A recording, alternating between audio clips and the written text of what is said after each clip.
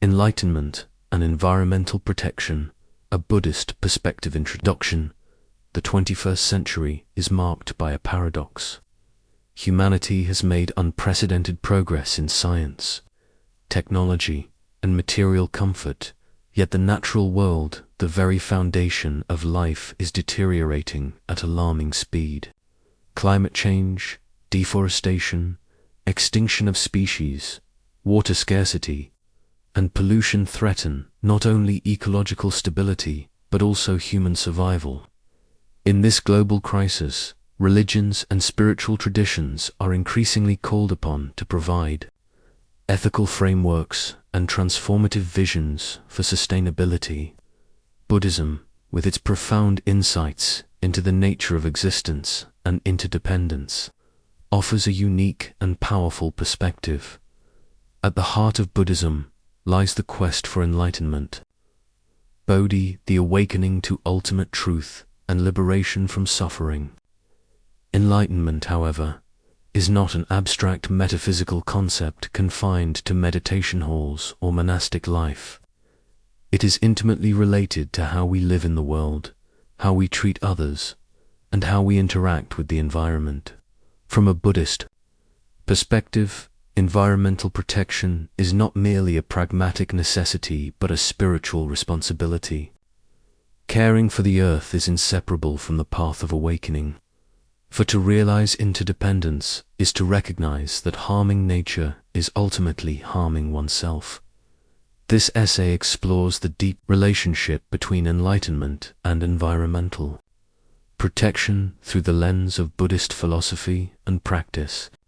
It will examine how core teachings such as dependent origination, non-self-impermanence, compassion, and mindfulness provide a framework for ecological ethics. It will also highlight how Buddhist communities and thinkers in both Theravada and Mahayana traditions have responded to the environmental crisis, offering practical paths that combine inner transformation with outer action. In doing so, the essay will argue that environmental protection, far from being an external duty imposed upon practitioners, is an integral expression of enlightenment itself, interdependence and dependent origination, a spiritual ecology one. Of the central teachings of Buddhism is Praktya-samutpada, or dependent origination. This doctrine states that all phenomena arise in dependence upon causes and conditions. Nothing exists independently or in isolation. As the Buddha declared, when this is, that is. From the arising of this, that arises. When this is not, that is not. From the cessation of this, that ceases. This principle of interdependence forms the basis of what we may call a Buddhist ecology. In ecological science, we understand that ecosystems are interconnected webs of relationships where the survival of each species depends on the health of the whole.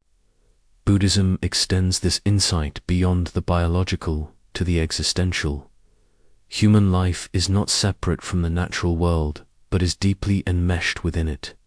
Enlightenment, in this view, is awakening to this interdependence in a direct, experiential way.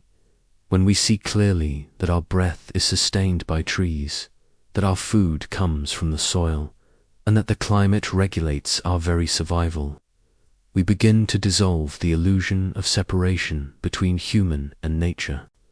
To exploit or destroy the environment is thus not only short-sighted but delusional. True wisdom recognizes that the self and the world are mutually arising. Therefore, environmental protection is not simply about preserving resources for future generations. It is about aligning our lives with the truth of interdependence, which is itself a facet of enlightenment. Protecting the earth is protecting the ground of awakening. Non-self and overcoming the illusion of domination. Another core Buddhist teaching is anat non-self, the insight that what we call self is not a fixed, independent entity, but a dynamic process conditioned by body, feelings, perceptions, and consciousness. This teaching has profound ecological implications. The modern ecological crisis is deeply rooted in the illusion of separateness and domination.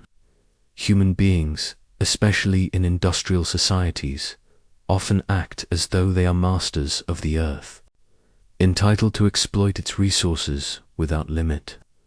This anthropocentric worldview assumes a sharp boundary between humans and nature, subject and object, self and environment. Buddhism challenges this dualistic perspective. If the self is not independent but interdependent, then there is no solid boundary between me and the environment. The air I breathe, the water I drink, and the food I eat are all parts of the larger biosphere. In a profound sense, the environment is not something outside MIT is me. Enlightenment in Buddhism means directly realizing this non-self nature. It is the dissolving of the ego that seeks to control, possess, and dominate.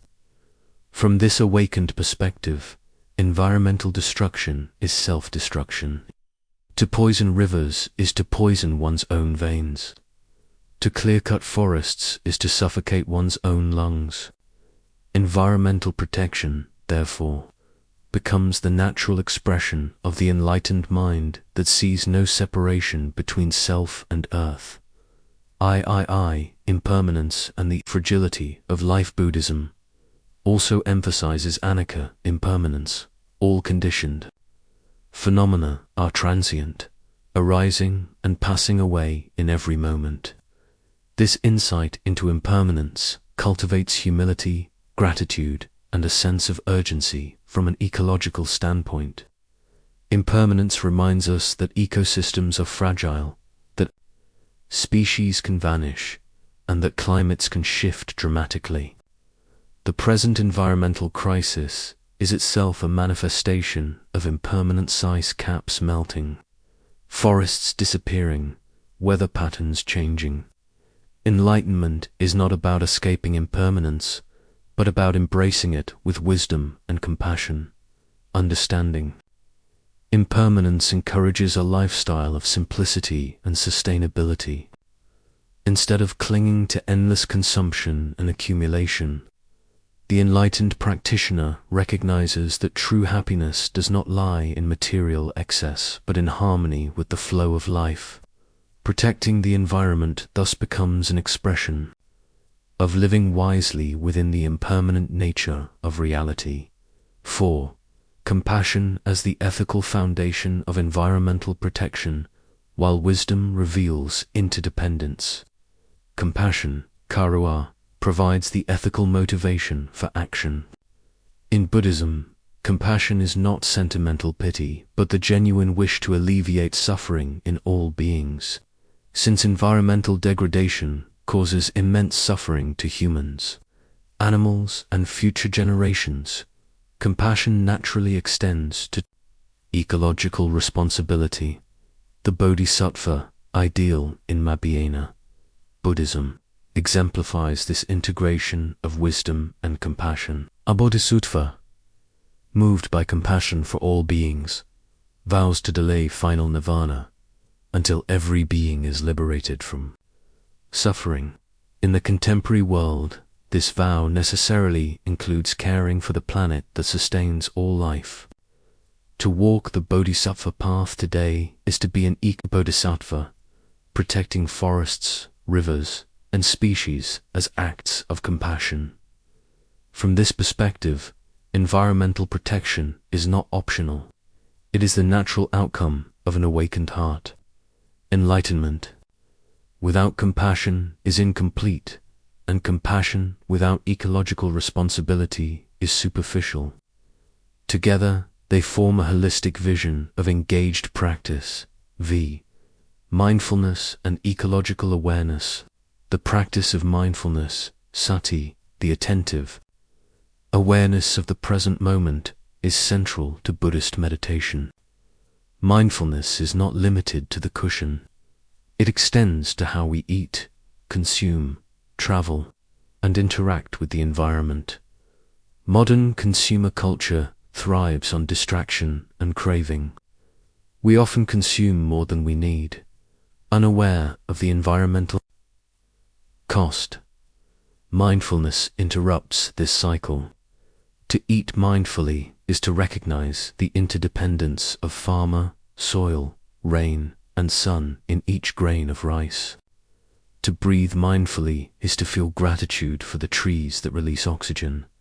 When cultivated deeply, mindfulness transforms into eco-awareness, a heightened sensitivity to the natural world. An enlightened practitioner, through mindfulness, perceives the sacredness of life in every drop of water and every bird's song. This reverence naturally leads to ecological responsibility.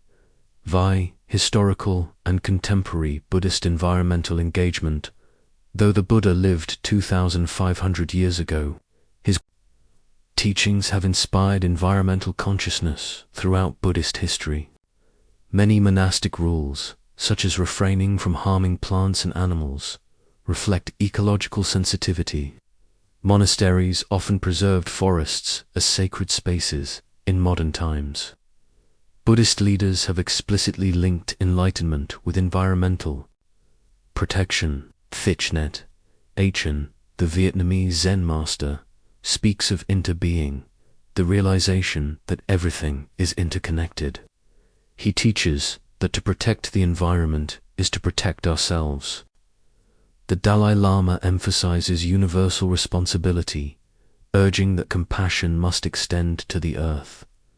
In Thailand and Sri Lanka, monks have ordained trees as monks to prevent deforestation, symbolizing the sacredness of nature. These examples demonstrate that Buddhist practice is not passive but deeply engaged. Enlightenment inspires not withdrawal from the world but active care for it. V. Environmental protection as integral to enlightenment. Having examined these principles, we can now return to the central thesis. Environmental protection is not external to enlightenment, but integral to it. Why? Wisdom Prayeni Enlightenment reveals interdependence and non-self, showing that environmental harm is self-harm. Compassion Karuar Enlightenment opens the heart to the suffering caused by ecological destruction. Ethical conduct Ular Enlightenment naturally manifests in living harmoniously with all beings, which includes protecting ecosystems.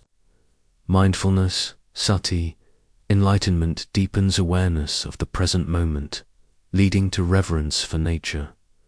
Thus, the enlightened mind cannot ignore the environmental crisis. To be awakened is to live in harmony with the earth. Environmental protection is not merely a moral duty, but the spontaneous expression of awakening. VIII. Toward a Buddhist environmental ethic. From the above insights, we can outline a Buddhist environmental ethic that integrates enlightenment and ecological responsibility, simplicity and moderation, reducing consumption in recognition of impermanence and non-self. Mindful consumption, eating, buying, and traveling with awareness of ecological impact. Compassionate action, protecting species, ecosystems, and future generations out of Karu are. Sacralization of nature, viewing forests, rivers, and mountains as sacred expressions of interdependence. Engaged Buddhism, bringing meditation and wisdom into activism, community building, and policy advocacy. Such an ethic is not imposed from outside, but arises naturally from the insights of enlightenment. It is a path of both personal liberation and collective survival. Conclusion: enlightenment as ecological awakening. The global environmental crisis is, at its root, a crisis of consciousness.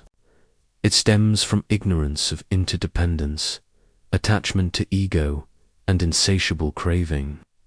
Buddhism, through its teachings on dependent origination, non-self, impermanence, compassion, and mindfulness, directly addresses these root causes. Enlightenment, in Buddhism, is not a distant metaphysical state, but a lived realization of interconnectedness. To awaken is to see that self and earth are inseparable.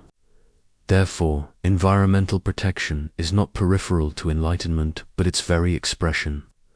The enlightened mind naturally protects, cherishes, and reveres the natural world. In this light, the path to enlightenment and the path to ecological sustainability converge. Both require wisdom, compassion, mindfulness, and ethical living. Both challenge the illusion of separateness and call for a transformation of consciousness.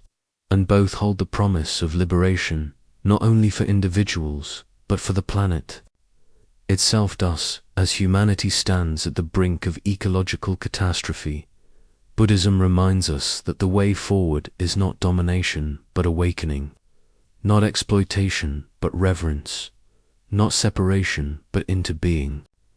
Protecting the earth is protecting the possibility of enlightenment itself. The two are not separate wings, but parts of the same bird, soaring together toward the freedom of awakening.